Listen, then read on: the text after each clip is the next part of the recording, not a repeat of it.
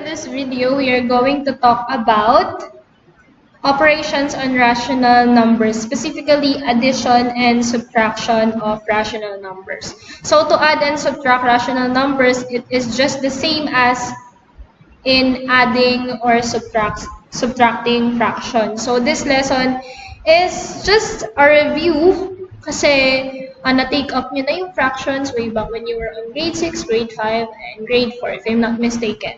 So in adding and subtracting fractions, we should be aware of what we call similar and dissimilar fractions. Okay? So kapag sinabi nating similar fractions or similar rational numbers, if I'm not mistaken, they are just the same actually. So kapag sinabi nating similar, their denominators are the same. So let's say for example, we have 1/2, 3/2, 5/2. As you can see, they have the same denominator. So they are called similar fractions. Kapag naman sinabi natin dissimilar, of course, kabaligtaran ni similar, they have different denominators. Just like this example. So let's say we have 1/2, 2/3 or 2/3, and 5/7. As you can see, the denominators are all different. Therefore, they are called dissimilar fractions. And sa fractions, mayroon tayong tinatawag na mixed numbers. When we say mixed numbers, sila yung mga fractions na may kasamang whole numbers. So, mga example niyan is, let's say, 2 and 1/3. As you can see, 2 is the whole number here. So, it is called a mixed number. And then we have 3 and 1/4, let's say. 3 is the whole number there. And then 5 and 7/8. 5 is the whole number there. So you should be aware of these terms. And this is just a review, so medyo mabilis ko lang na i-discuss. So when we were adding or subtracting similar fractions muna tayo. Okay? So ang rule when we add similar fractions ay we just need to add or subtract the numerator, and we will just be copying the denominator, and we should make sure na yung answer natin is laging naka-lowest term or naka-simplify. Okay? So let's say for example, I have here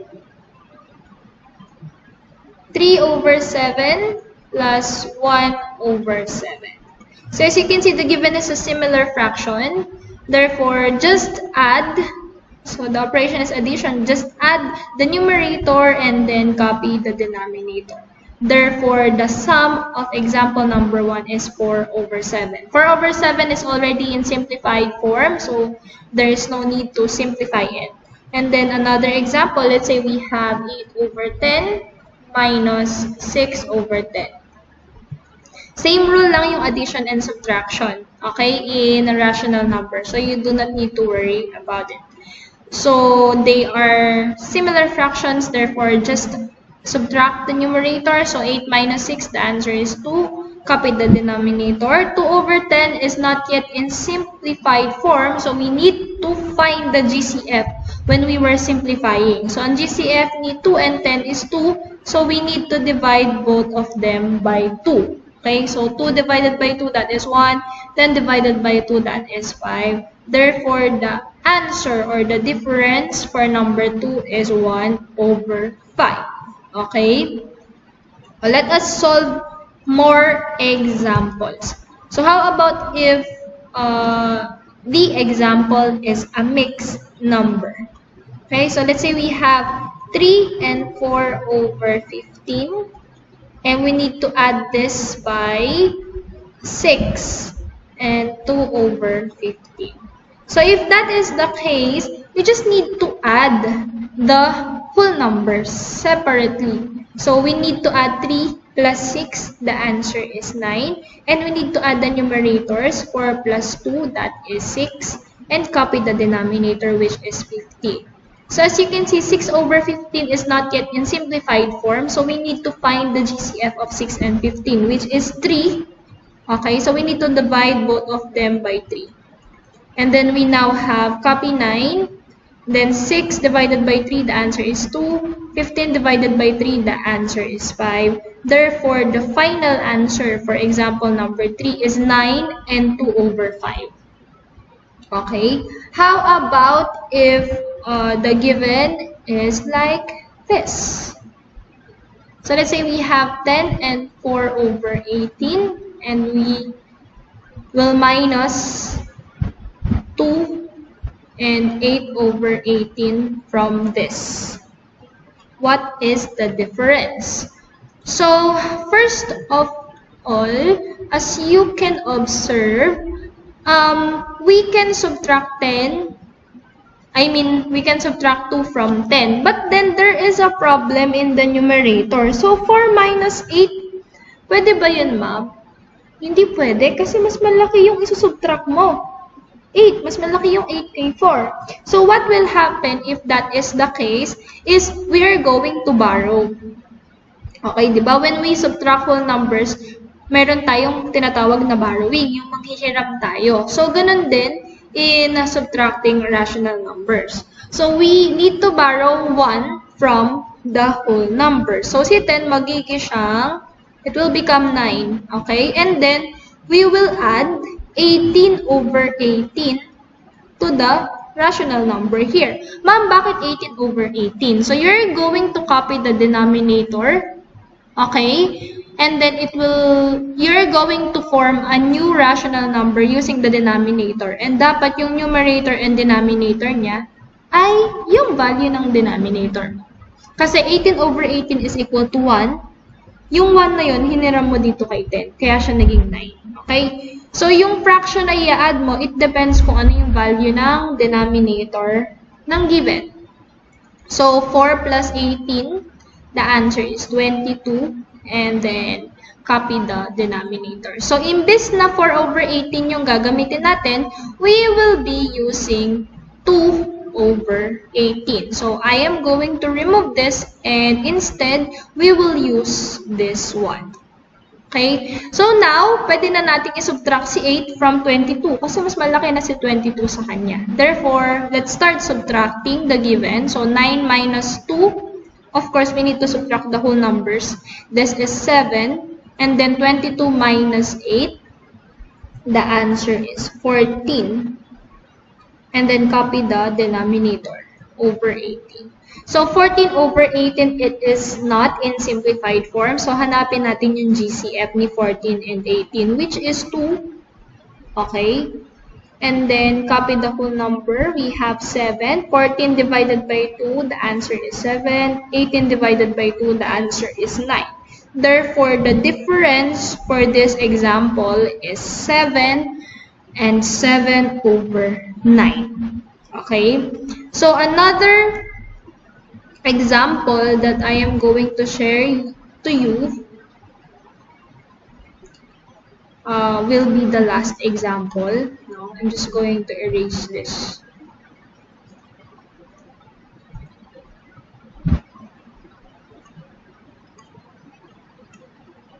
So if you will see examples like this, let's say 10 minus 1 over 7.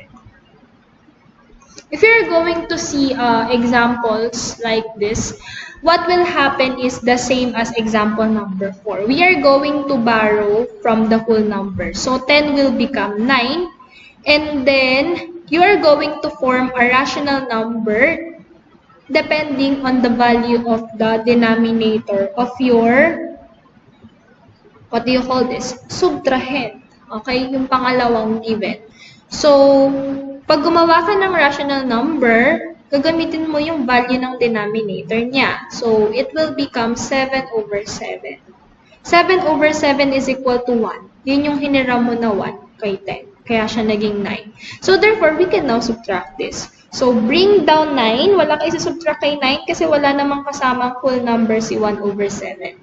So, bring down 9. 7 minus 1, the answer is 6. And then, copy the denominator, which is 7. 6 over 7 is already in simplified form. Therefore, this is now your difference. So, that is how you add and subtract similar fractions. Okay? Yung mga fractions na may same na denominator. So that is how you add and subtract them. How about when the given is a dissimilar fractions?